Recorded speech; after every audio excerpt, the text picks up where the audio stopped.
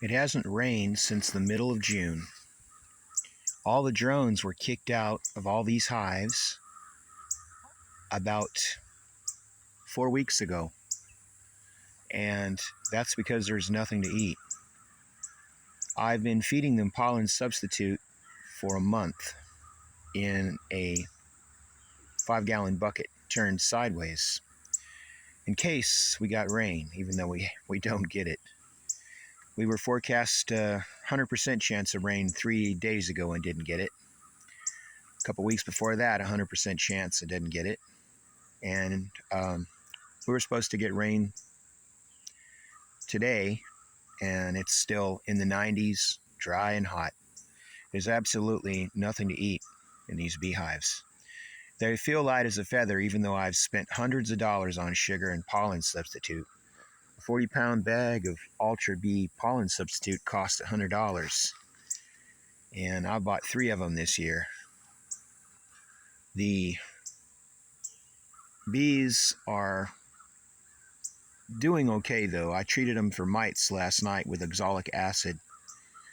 That is the organic way to treat them.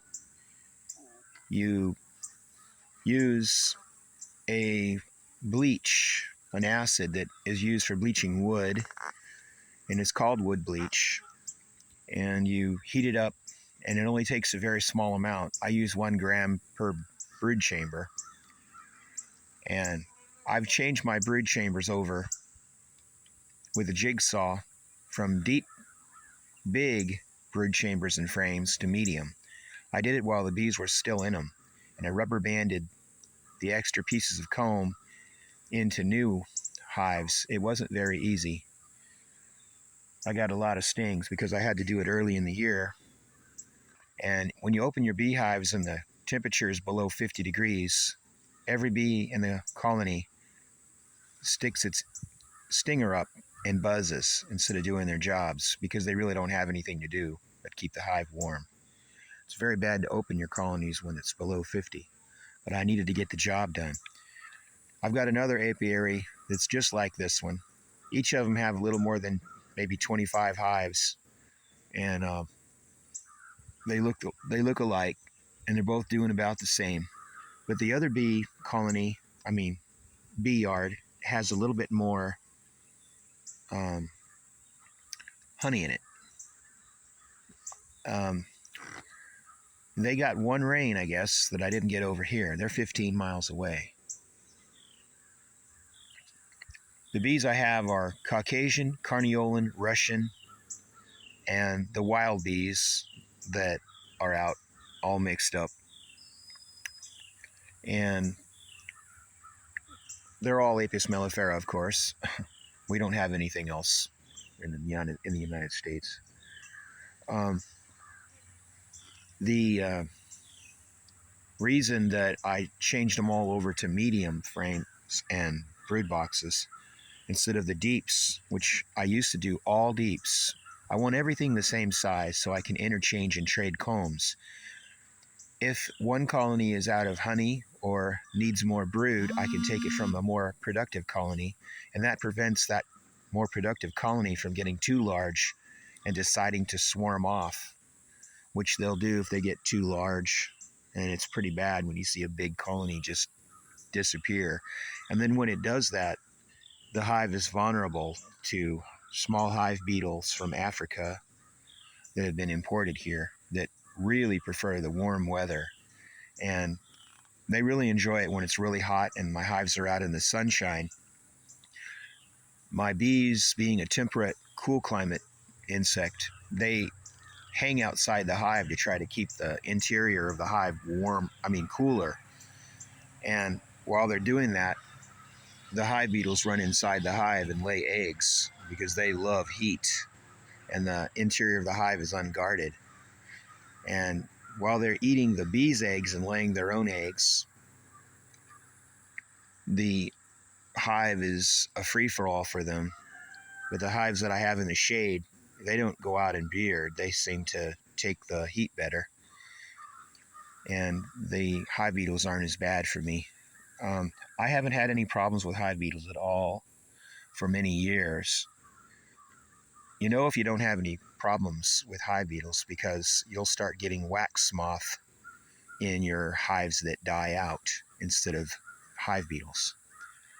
The hive beetles are more aggressive when they're around, and one thing that makes them very aggressive is when you allow them to pupate in the soil. The bees can handle what hive beetles fly in, but they can't handle it when your apiary has actually had a dead beehive and it produced larvae, because that means hundreds of new beetles will fly into your hives instead of just the average 5 or 6. Some of my bees don't get hive beetles at all. The bees are aggressive towards the hive beetles and chase them out. And that's the kind of bees that I'm going to graft from.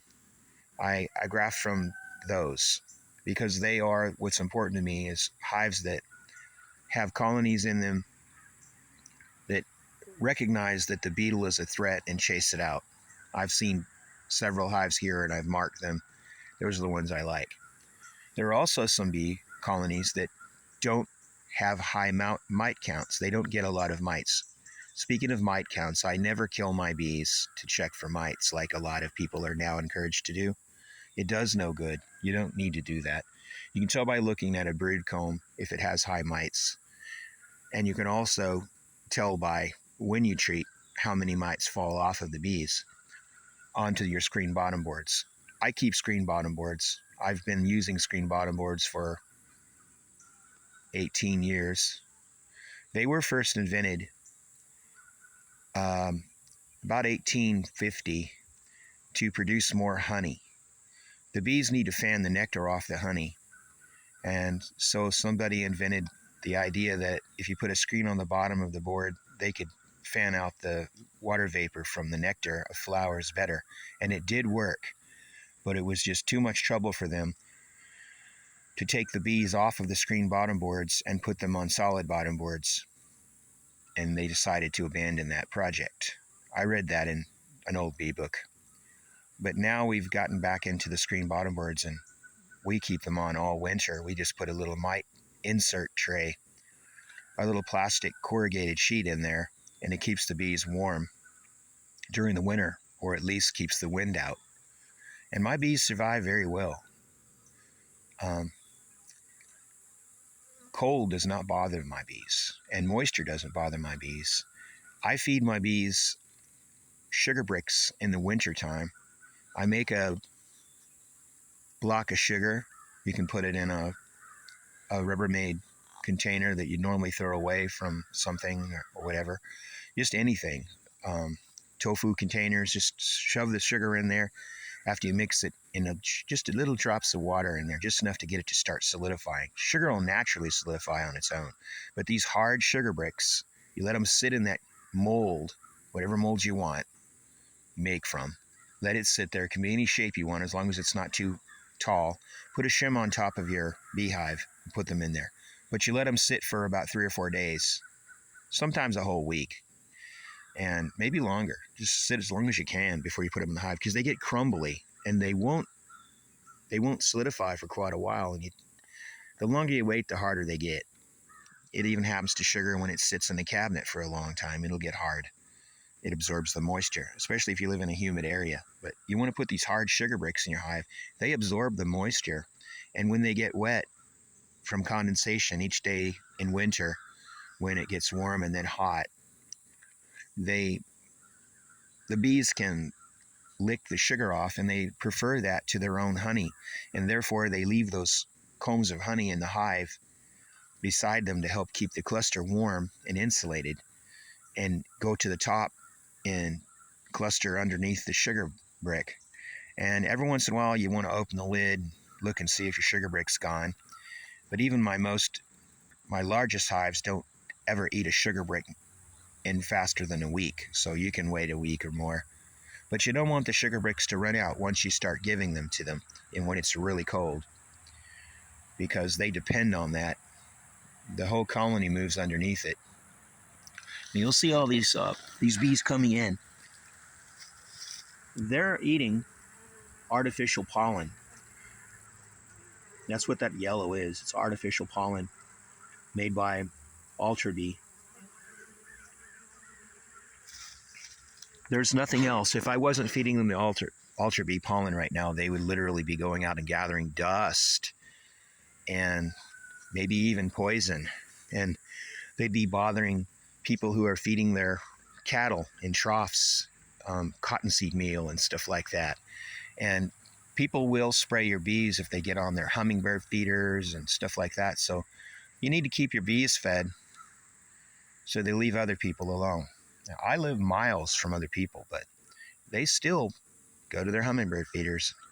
They still get sprayed by that. I know a lady who sprays my bees, and there's nothing I can do about it. They're going to go over there and bother her hummingbird feeders whether I like it or not. I think there's a type of attachment that goes on a hummingbird feeder that keeps the bees from being able to reach the nectar. But she's got a bunch of real pretty ones that she's paid a lot of money for, and they don't have those bee guards on them. So, well, what few bees she sprays, there's nothing I can do about it.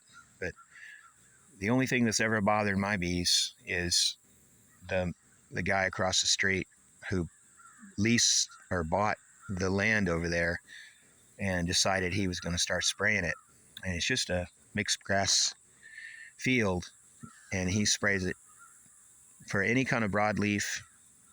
So there's no clover in there anymore, and everything is just crabgrass. And he fertilizes it with chicken manure from the Tyson's chicken companies. He throws just raw chicken manure with dead chickens and stuff out there, and every spring, and then he sprays the daylights out of it with every kind of poison that people will give him. If somebody's used up too much poison, if they've got some extra poison, they give it to him, and he just puts it on his field because he believes it's good for them. And his field is not as beautiful and green as mine is, and I don't do anything to mine. I've never had any pests. Just let everything go like it is. When I mow, even these weeds over here, the grass, if I keep it mowed now, the grass and clover get nice and thick, but I don't like to keep it mowed because the bees really enjoy all these weeds. So do the wildlife. I'm really against mowing. Mowing is awful. It's the worst thing you can do for wildlife. Make a desert out of a beautiful area just by mowing it. I don't think a mowed lawn is pretty. I think it looks like a death trap. I don't like the noise. I just don't like it. There's got to be a better way to go out and get some exercise. I'm real proud that I'm going all foundationless here. There's no more store-bought combs in here. It's all natural comb. I've learned a lot more about the bees by using natural comb. I've been phasing out the store-bought foundation comb for 20 years. Well, almost 20 years. And then I just had a real drastic, complete makeover in these two apiaries this spring, where I literally, like I said, took a jigsaw out here and just took out everything that wasn't medium, completely made everything medium, sawed the boxes into mediums, frames. Man, did I get stung. I got more stings than I've had in my entire life, and I've been keeping these bees since the 70s. But I kept it going. And I got done with it. And once I got done, I was very proud of myself, because I really like having all mediums. There's so many advantages. The number one advantage is if you're all foundationless, mediums, they hold up better in the extractor when you take the honey out. And when you take a frame from one to borrow from the rich and give to the poor, you might want to take a frame of brood or a frame of honey and transfer it when they're having a real bad time, like this time of year. They're having a real bad time. There's nothing to eat because it won't rain. And you can take a frame of medium brood from a hive, and they don't really notice that much missing. But when you take a frame of deep brood from a hive, they really notice. So you can really swap your frames around better, and they're lighter and it's easier to inspect them because they're smaller. I can find the queen really fast in every one of my hives because they're smaller frames. Now, the weird thing is, if you were to buy new new equipment nowadays, they charge the same amount of money pretty much for the deep as they do the medium, which is kind of ridiculous, but they do that. And so it's a lot more expensive to go medium, but I already had years and years worth of stored equipment. And after my major pesticide kill, I had a great opportunity to go ahead and saw down all those boxes and frames. And I did thousands of frames and hundreds of boxes. I got real skilled at my jigsaw. I can cut a pretty nice straight line now with it. It's the only thing I have is a jigsaw and a chainsaw, basically, and a drill. And that's all I have. But anyway, the drones are gone already, and that's very unusual. It hasn't rained since June, which is also very unusual. The bees actually are eating substitute pollen this time of year, which has usually never happened.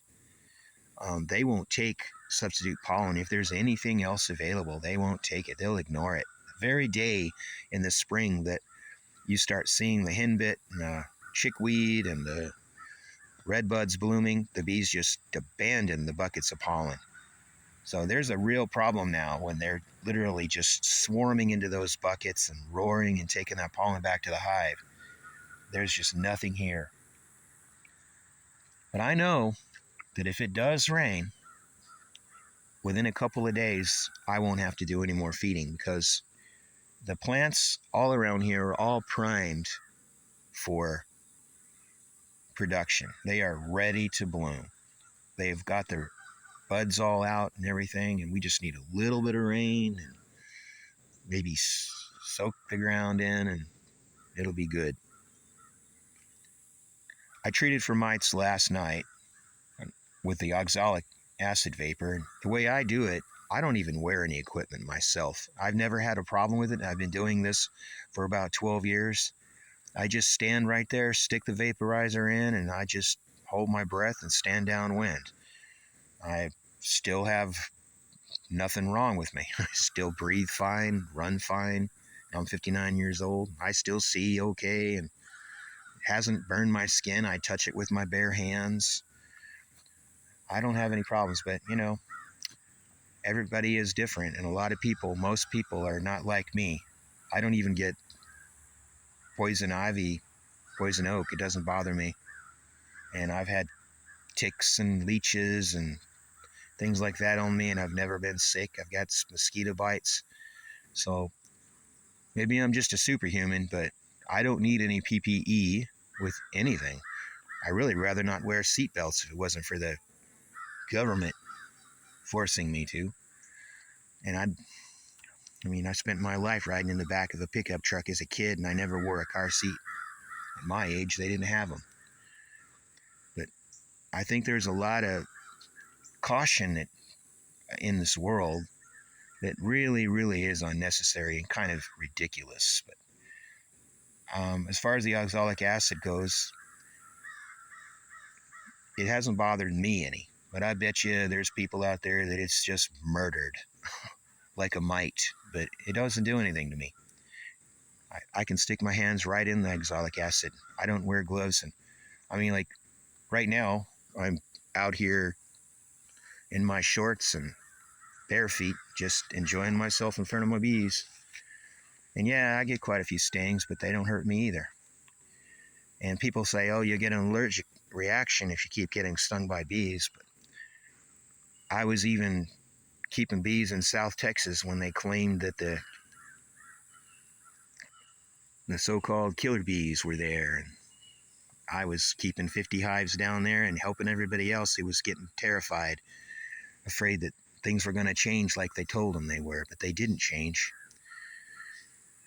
People that are afraid and believe in killer bees down where they're at, and they're supposed to be here too, but those people are going to have mistakes that are going to cause aggressive bees, and it's very easy. I can make any one of these bees right here seriously aggressive, just easily.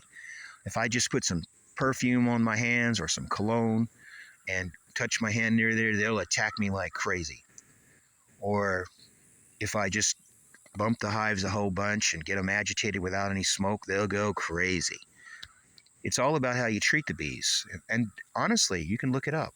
Bees actually learn to recognize faces of humans, and they recognize who you are. My bees know, they know that I feed them. They already know that now. When their feeders are empty, they start following me around, bumping me, things like that. Bees are pretty interesting little bugs. I sure do love them. But they don't, there's one knows I'm talking about it. Anyway, they don't develop an allergy to me. I'm 59 and I've been stung by bees ever since I was probably 3 years old, and I've never had any reaction. And I get stung a lot. I rarely wear my bee suits. Well, I only wear my bee suits when I have to, and I don't wear gloves. But I have had to. I mean, sometimes you've got to wear gloves. There's certain times of the year when your bees get extremely aggressive, like early spring when it's still very cold out. If you have to do something to them then, they become extremely aggressive. And even smoke won't help much. Every single Apis mellifera bee, no matter what subspecies it is, has the potential to become gentle or aggressive. It doesn't matter. There are pure Apis mellifera, scutellata, or Adansai African bees in Africa, and people are literally harvesting honey from tree cavities with shorts and no veil, just using a little bit of smoke. Bees are bees. And I read these stories about, oh, these Caucasians are super gentle, these Carniolans don't propolize, these Italians, they brood all year, just all this stuff, yes. But I've not noticed very much difference because bees are just mutts. I mean, all the Apis mellifera bees constantly breed. The queen is polyandrous, whatever.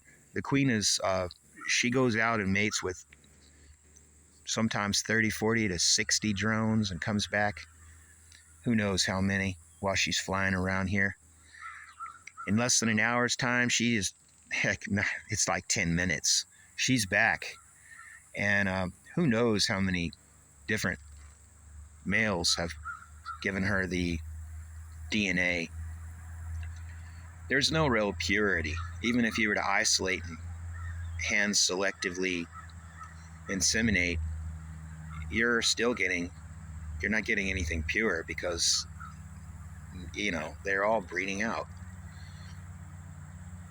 And what I like best is I like to get a lot of different kinds of queens. Anything that comes out that's new, I like to get that, and I like to put it in my apiary and watch the characteristics of it and the new types of workers and the colors that they make. But it doesn't take very long before they blend out and adapt to the local environment. And that's good, but I like to bring in some new stuff every now and then to see if I can add to it. I've got mite mauler queens that supposedly chew up the mites, and I've got ankle biter queens that supposedly chew the legs off the mites, and I've got Russian queens that supposedly are resistant to high mite loads and somehow do that. I've got VSH, varroa sensitive hygiene queens that are supposedly tear out their cappings off their babies and pull them out and throw them away when they're injured by mites. Supposedly carries out a couple of maybe some young females that are on the female mites that are on the drones or worker brood. I've got all that, and I think that's all good to try to help my bees develop resistance to the mites. But the strangest thing is I actually have some colonies, like the one that I love best is a tall one in the middle there with the green and brown boxes, just past the yellow box Well, there's a green lid there too. Anyway, the tallest one there, that's my favorite one back there. Ignore the yellow, tall, orangish queen castle. That's breeding queens. But the one over there that never gets mites. I mean, I treat it like crazy, and I've tried that and pulled out the mite trays, and there's never any drop. And year after year, those queens there, they're really good. I don't know. She just doesn't get any mites. It's just amazing. And I use her as a resource hive because I take her brood out all the time and give it to other bees. She just does really well, and I'm definitely going to graft from her next spring. Can't do anything like that this time of year. There's no drones anymore. You won't see a drone one in any one of these hives. Not even one drone. You won't even see one. See, today they're very, very gentle. Very gentle. Hey, you in there? Oh, peekaboo. Come on, girls. Knock, knock. Can't even hardly see them. And these right here are queen castles. I'm making queens, so I'm kind of worried because there's no drones that I can see of, but I'm sure, I've got some drone brood in there that's just about to hatch out any time. So there'll be some in time. I wouldn't have made those queens except that one colony decided for some reason that it was going to supersede its queen, and I saw all those queen cells and I said, you know what, I better just go ahead and make some new bees out of that and then recombine them later so I can take care of them. I don't kill queen cells except when I'm having to introduce a virgin queen. I've learned that if you're going to introduce a virgin queen, you have to kill all the queen cells when you put her in there, or they're going to make their own. And the only reason that I would do that is if I had some genetics that I was bringing in. Like this spring, I brought in two Caucasian queens from Sioux Kobe, and I wanted to put them in their own hives, so I took out some open brood and some cat brood and some stores, and I made a couple of little hives, and I put the virgin queen in there, but I waited a couple days so that I could cut out any queen cells, because if you don't cut out the queen cells, they will immediately kill the virgin queen when she comes in. And I know that because I've done it a lot, and I've seen the queens laying on the ground the next day dead from being killed. And then I'd look inside and see they had queen cells already in 5 or 6 days worth of work on them. So I always wait a while, cut the queen cells, and then put the virgins in. That works.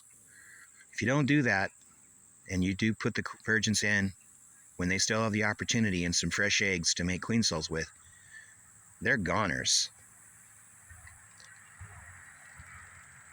I'm sure that you guys know all about that.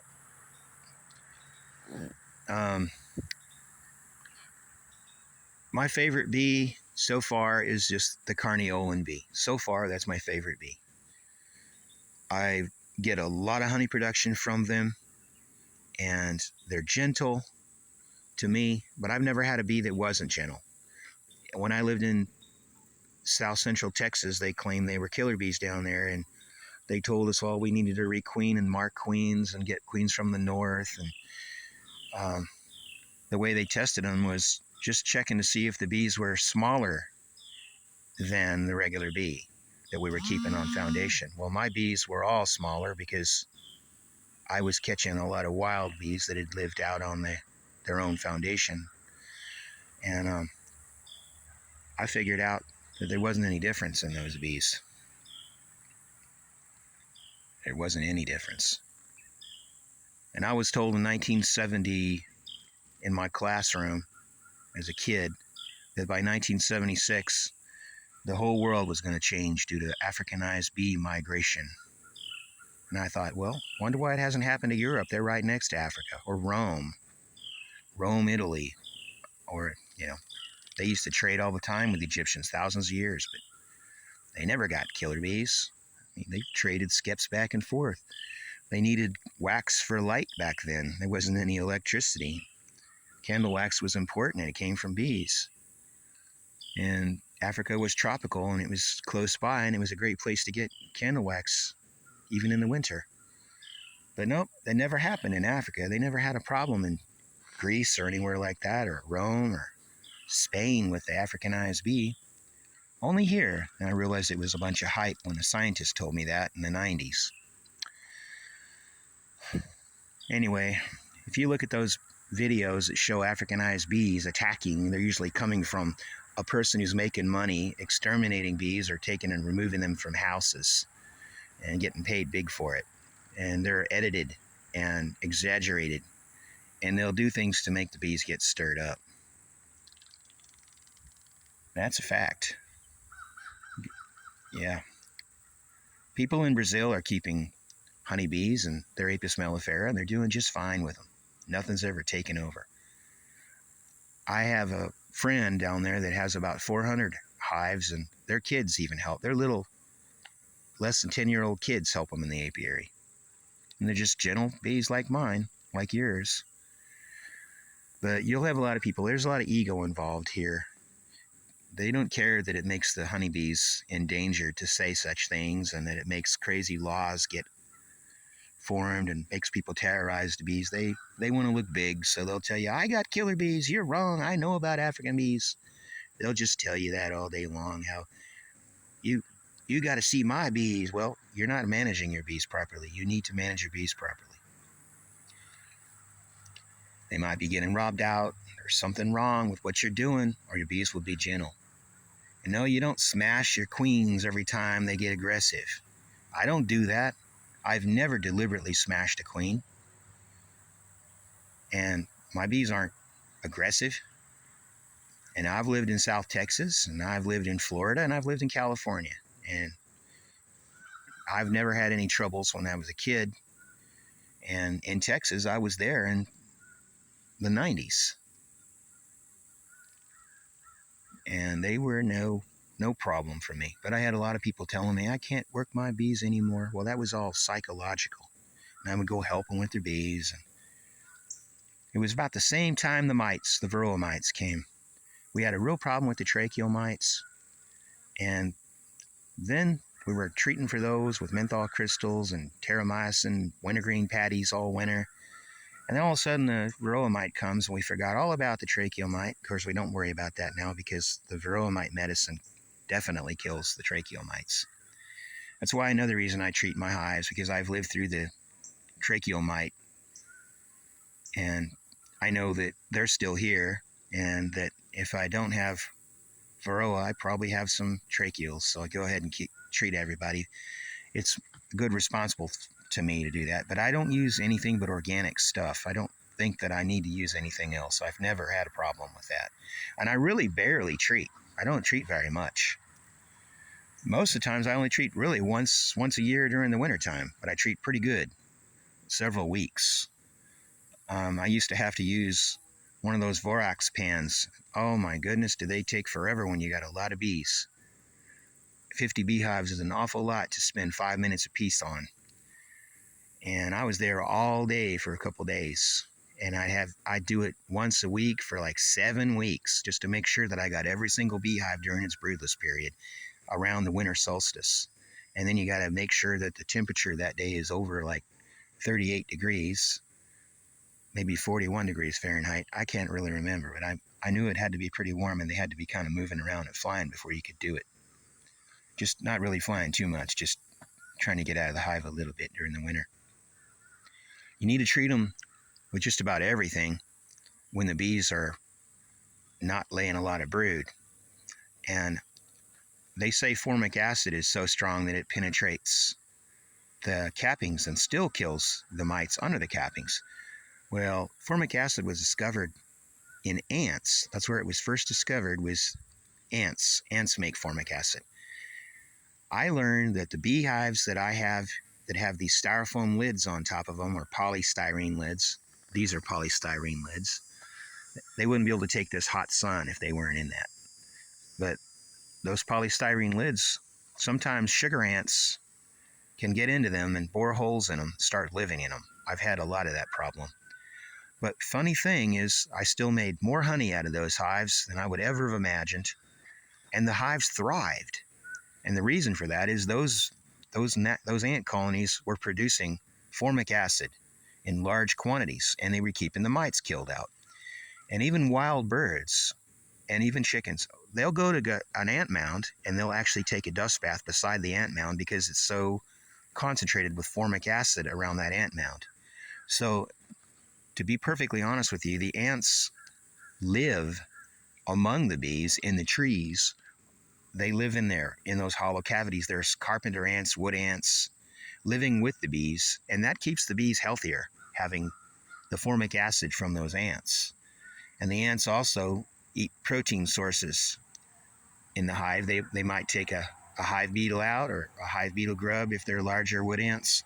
Now, I don't have big old wood ants living in my hives. There's sometimes 2 or 3 come through, but what I get is these sugar ants. And they're very tiny. Some people actually call them piss ants in some places I've lived, but they actually make the colonies healthier because of their formic acid. They really do. That's a fact. But I don't use any formic acid because I did that one time a few years ago when it first came out. They were called Max pads. And I thought, wow, if it's from ants, it's got to help. And it ate through my styrofoam lids. Ruined a bunch of my beautiful styrofoam expensive lids. So I don't use it anymore at all because it damages my equipment. I was worried it was going to damage my screen bottom boards, but it didn't. I love screen bottom boards for several reasons. Main reason is I like to use my own plant oils to treat mites too. I love essential oil of thyme, and it works really well. And I like to make sure that it works, so I check the mite tray under the screen bottom board to see how much drop of mites that I get after I treat them. And I do a lot of other experiments with things, and I've learned that some things really don't work. I tried the Hops Guard mite strips with the little soaking slimy cardboard. They were quite expensive, and I bought a bunch of those. I didn't see any mite drop, so they didn't work for me. They really didn't work for me, but that's maybe because my bees didn't have many mites. And no, I'm never going to go along my colonies, pull out 300 bees from each colony and check for mites. That is ridiculous. You know you've got mites. You know that the mite count can raise and lower in just seconds. I mean, they could just that could be 10 frames of brood inside your colony infested with mites under the cappings, and you have just treated with something that kills phoretic mites. You've just treated 2 days ago, and now you test and you say, oh, I've got 0 mites. And then the very next day, all 10 of those frames come popping out with brood, young nurse bees climbing out, and those little things are infested with mites that were under the capping. So now, even though I checked and killed 300 bees in that colony to make sure they were mite free, and there was no mites on the dead mite wash, once those brood hatched out, I'm loaded again. But I don't have any idea. I've got an overconfident feeling. It's just ridiculous. I treat every one of them on routine, and I can tell when it's time to treat by when I go down. I try to go into my hives every 10 days. That's a lot of work, though. I go through all 50 of my hives every 10 days, and I don't just have 50. It's not like that. The sad part about beekeeping is you may lose 4 hives 1 week. You may lose more. You may lose less. You may not lose any hives for months. But you can't say I've got this many hives or that many hives, because that also changes. You can lose a bunch and you don't know how many hives you really have. You know you have approximately 50. Right now at this very moment, I've got approximately 50. If I go count them, 25 over here, 25 over there. I don't like to get more than that because I don't want to buy a lot more equipment and I don't like working that hard.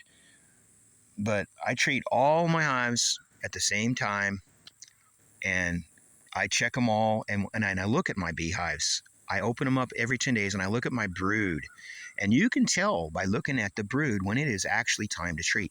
When you start seeing a few of your bees with some brood that doesn't look quite right, not real nice, not fully formed, not a whole bunch of cat brood, a lot of bees trying to open up cells and remove larvae,